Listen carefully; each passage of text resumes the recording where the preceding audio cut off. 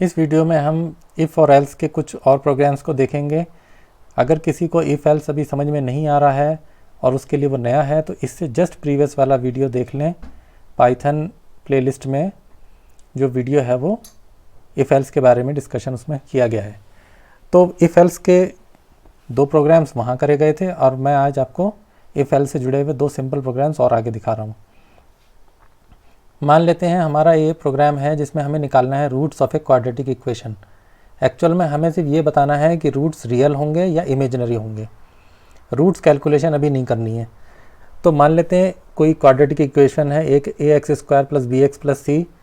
उस इक्वेशन से रिलेटेड हमें तीन वैल्यूज़ चाहिए होंगी, a, b और c। तभी हम चेक कर पाएंगे कि उसका डिस्क्रिमिनेंट कितना है और डिस्क्रिमिनेंट के हिसाब से हम चेक कर पाएंगे कि रूट्स आर रियल और इमेजिनरी।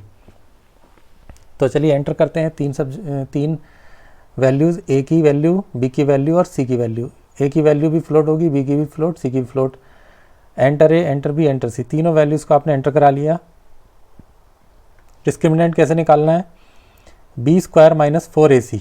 उसको लिखने के लिए b² के लिए आपको एक्सपोनेंट सिंबल यूज़ करना पड़ेगा। ये हो गया b² - 4 × a × c, ये हो गया 4ac। जो भी आया है वो डिस्क्रिमिनेंट d में आया है। अगर डिस्क्रिमिनेंट 0 या उससे बड़ा है तो हम उसको लिखते हैं if d is greater than equal to 0 colon then print roots are real. If d is less than 0 then obviously it will go to else part. Else part में वो क्यों जाएगा? क्योंकि अगर वो d 0 या उससे बड़ा है तब तो इधर जाएगा इफ़ पार्ट में, और अगर वो d 0 से कम है तो एल्स में जाएगा। वहाँ लिखा है रूट्स आर इमेजिनरी। करेक्ट। तो आपने इस प्रोग्राम में क्या देखा? इफ़ और एल्स का यूज़ देखा। इफ़ और एल्स जो है वो कीवर्ड्स हैं। जी हाँ, इफ़ एल्स जो हैं वो कीवर्ड्स हैं। अब तक हमने इससे पहले जितनी प्रोग्रामिंग करी है, बेसिक प्रोग्रामिंग, उसमें हमने कीवर्ड्स का यूज़ नहीं किया था। ये फर्स्ट टाइम कीवर्ड यूज़ हो रहे हैं इफ़ और एल्स। तो इस प्रोग्राम में आपने देखा कि आपने ABC की वैल्यू डाली जिससे D निकला। D से निकालने के बाद आपने चेक करा अगर D 0 या उससे बड़ा है तो roots are real, otherwise the roots are imaginary. अब दूसरा प्रोग्राम है।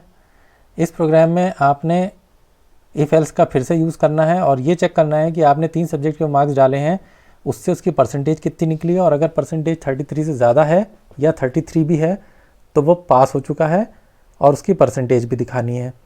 और अगर 33 से कम आते हैं तो उसको लिखना है ट्राई अगेन। तो आपने 3 सब्जेक्ट के मार्क्स डालने हैं, मगर उससे पहले एक मैसेज शो करना है यूज़र को कि ताकि वो मार्क्स जो हैं वो 100 में से डाले। तो हमने एक मैसेज छोड़ दिया है, please enter subject marks out of 100। M for maths, maths के मार्क्स आपने स्टोर कर लिए M में, S में स्टोर कर लिए मार्क्स साइंस के, और E में स्टोर कर लिए मार्क्स इंग्लिश के। तीनों का हमने फ्लोट में करा। हो सकता है मार्क्स आपके 60.5 भी आ सकते हैं। तो तीनों का सम निकाल लिया, M + S + E multiplied by 100 divide by 300, ये आपकी परसेंटेज आ गई। अगर परसेंटेज 33 या उससे बड़ा है, if P is greater than 33 और equal to 33 then the person passed with, ये मैसेज हो गया, P परसेंटेज हो गई और आगे लिख देंगे परसेंट, यानी परसेंट पास विद 60%। इस तरीके से आंसर आएगा। और अगर 33 से कम होगा तो आंसर आएगा ट्राई अगेन। आप चाहे तो इसको चेक कर लीजिए। पहली बार मार्क्स में डाल रहा हूँ 35, 56, 23। जी हाँ, पास्ड विद 38% मार्क्स। दोबारा रन करते हैं। अब की बार परफॉर्मेंस को थोड़ा डाउन कर देते हैं तो नीचे आ रहा है ट्राई अगेन। तो आपने देखा दो प्रॉब्लम्स को सॉल्व करके।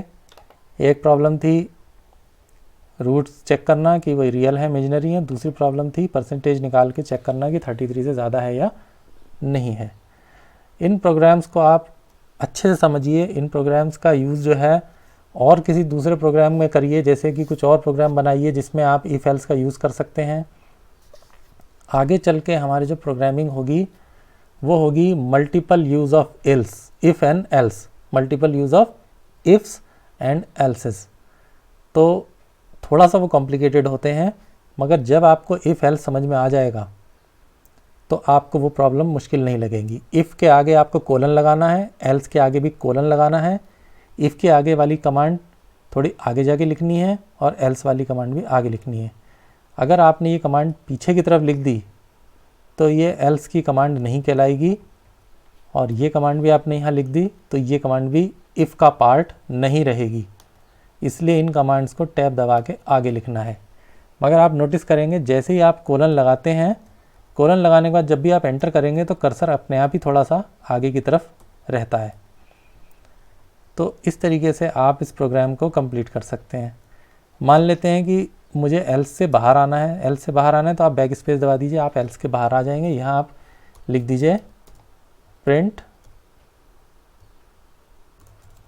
सी यू नेक्स्ट टाइम।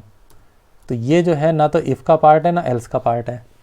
ये प्रिंट की जो कमांड मैंने लिखी है सी यू नेक्स्ट टाइम, ये ना तो इफ़ का पार्ट है ना एल्स का पार्ट है, क्योंकि इफ़ का पार्ट होता तो यहाँ लिखा जाता और एल्स का पार्ट होता तो यहाँ लिखा जाता। अब इसी प्रोग्राम को आप इलेबोरेट करके 5 सब्जेक्ट का मार्क्स कर लीजिए। परसेंटेज 33 की जगह 75, 60, 55, 45, 33 इतनी सारी परसेंटेजेस को चेक कर लीजिए ताकि ग्रेड पता चल सके ABCDE। तो वो प्रोग्रामिंग होगी multiple if and multiple else. मगर अभी हम उस प्रोग्रामिंग को ना सीख के सिर्फ इसी को सीख रहे हैं, और अभी हम सिंपल इफ़ और एल्स के प्रोग्राम बनाए रहे हैं।